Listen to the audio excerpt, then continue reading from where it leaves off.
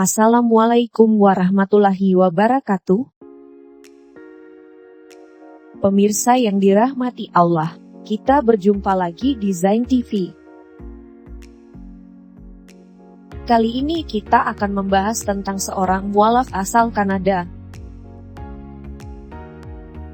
Ia adalah seorang guru bahasa isyarat asal Kanada. Ia bernama Jenny Molendijk-Divlely. Ia berkecimpung di bidang linguistik dan bahasa isyarat dan lulusan Amerika. Jenny telah menetap dan mengajar bahasa Inggris di Istanbul selama 9 tahun terakhir. Dia terlibat dalam membuat materi pendidikan dan informatif untuk anak-anak. Ia menggunakan pendekatan permasalahan umum dalam memperkenalkan ajaran Islam dan kehidupan Nabi Muhammad SAW.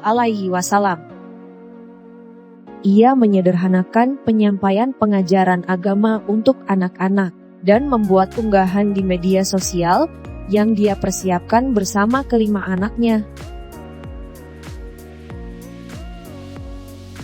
Jenny lahir di Kanada, begitu pula orang tuanya. Mereka semua dibesarkan di Western British Columbia. Ayahnya adalah seorang petugas polisi dan ibunya seorang perawat. Dia kuliah jurusan bahasa isyarat. Dia ingin menjadi penerjemah untuk tunarungu. Setelah lulus kuliah, dia kemudian mendapat sertifikat dan bekerja sebagai penerjemah. Jenny telah bekerja sejak berusia 16 tahun. Dia memulai hanya dengan pekerjaan kecil agar dapat lulus sekolah dan kemudian universitas. Di universitas, Jenny bekerja sebagai asisten petugas kesehatan. Dia juga bekerja sebagai kasir untuk membiayai kuliahnya. Setelah menyelesaikan pendidikan di universitas, dia bekerja sebagai penerjemah bahasa isyarat untuk tunarungu, sekaligus sebagai perantara bagi tunarungu yang buta. Sebelum menjadi seorang Muslim, Jenny hanya tahu sangat sedikit tentang Islam. Muslim pertama yang pernah dia temui sebenarnya adalah teman kerja ketika masih di sekolah, tapi dia tidak tahu bahwa temannya itu seorang Muslim. Pandangan Jenny tentang Islam dipengaruhi oleh media massa, terutama pasca kejadian 11 September. Dia merasa umat Islam bertanggung jawab atas kejadian tersebut. Dia juga merasa bahwa perempuan dalam Islam itu tertindas, mereka terkekang, tidak boleh mengendarai mobil, dan lain sebagainya. Selain dari apa yang pernah dia lihat di media, dia tidak punya pengetahuan tentang Islam.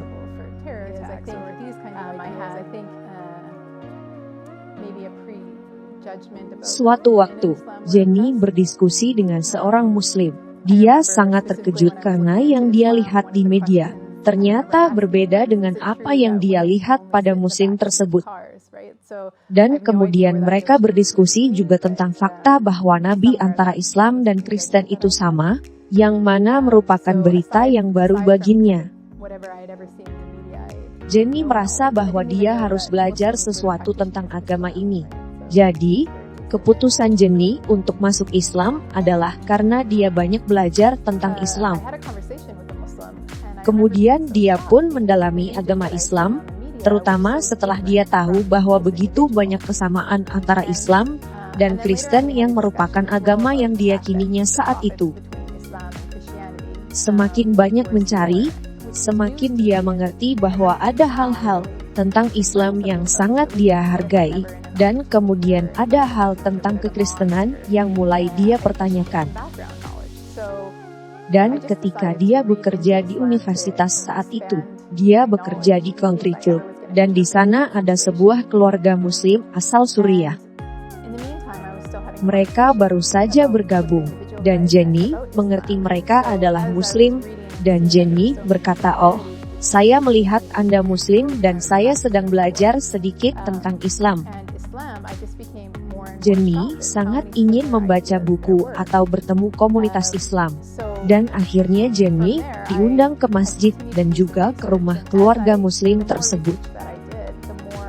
Lalu ketika Jenny pergi ke masjid, dia akhirnya bertemu dengan beberapa wanita yang sangat luar biasa, wanita muda yang seumuran, hingga kemudian menjadi teman dekat. Perlahan bahkan tanpa disadari, pencarian yang awalnya hanya sekedar ingin tahu, namun Jenny mulai bertanya pada diri sendiri, pertanyaan tentang apa yang dia yakini.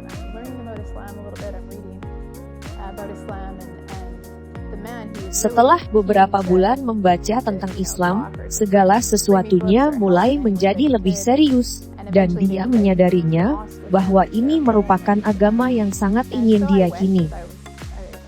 Jenny berdoa di suatu malam dan bertanya dalam hati, "Siapapun Anda, Tuhan, tunjukkan itu padaku. Beri saya tanda, dan tolong jelaskan itu adalah kebenaran." Dan setelah itu, Jenny bertemu muslim yang luar biasa, memberi jawaban tentang iman dan akhlak seperti menutup aurat, tauhid, sejarah Al-Quran, dan yang lainnya.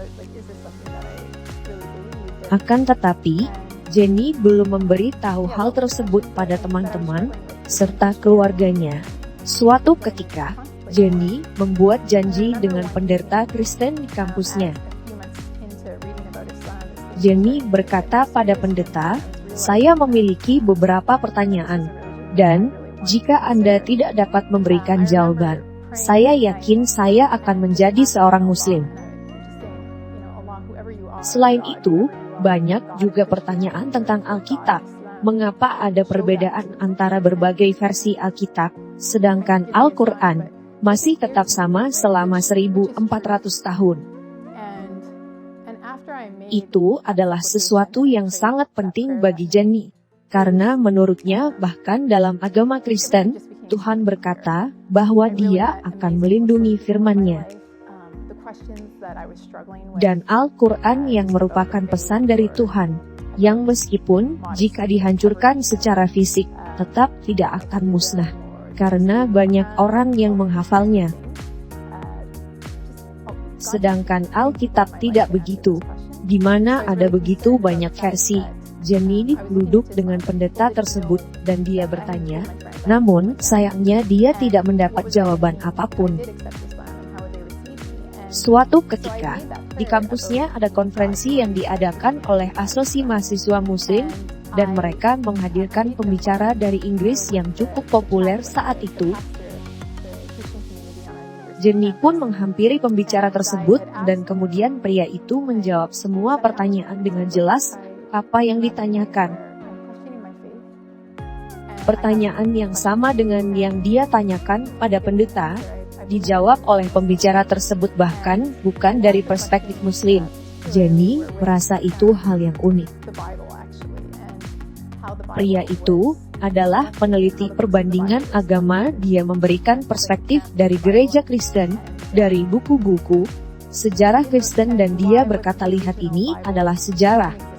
Jika Anda ingin membacanya, Anda dapat mengunjungi buku teks Kristen yang Anda temukan di Universitas Kristen." Jenny pun merasa sangat lega dengan fakta seperti itu. Jenny pun heran, mengapa dia tidak pernah mempelajari hal ini ketika di sekolah minggu, karena memang Jenny sangat aktif di gereja dari kecil hingga dewasa. Sebelum memutuskan bersyahadat, Jenny menyadari bahwa dia akan menjalani hidup yang berbeda, seperti memakai jilbab, tidak minum alkohol, dan tidak makan daging babi. Pada awalnya, Jenny merasa bahwa dia belum siap menjadi muslim, tapi pada akhirnya Jenny tak kuasa menolak hidayah yang datang padanya. Jenny pun memutuskan bersyahadat. Namun, semuanya tidak berjalan mulus. Ayah dan ibunya terus menolak keputusannya itu. Ayahnya juga memberikan banyak artikel yang menuliskan bagaimana agama Islam itu. Ayahnya kesal dengan keputusan itu. Ayahnya hanya tahu Islam dari apa yang dia lihat di televisi, dan tentu saja itu tidak benar. Ibunda Jenny pun takut, Dia takut Jenny akan menikah lalu tidak akan melihat cucunya. Tinggal di ruang bawah tanah, terkunci dan dalam kegelapan. Jenny juga mendapat reaksi tajam dari orang-orang di sekolahnya. Saat keputusannya masuk Islam tercium, ia dipanggil pihak universitas. Dia pun akhirnya berhenti bekerja. Ketika dia menikah dengan Sami Diveli, yang telah berada di Kanada untuk pendidikan dan pekerjaan, hanya saudara laki-lakinya yang menghadiri acara tersebut. Tetapi setelah 6 bulan, ketika mereka mengadakan upacara di Turki, Ibunda Jenny pun turut menghadiri acara tersebut. Anak pertama mereka lahir di Kanada pada tahun 2008, tapi mereka ingin anak mereka tumbuh di negara Muslim, berbicara 2 bahasa, dan mendengarkan azan. Saat tinggal bersama keluarga suaminya, Jenny mengatakan bahwa mereka menyambut dan memperlakukannya seperti seorang putri. Kendala satu-satunya adalah bahasa.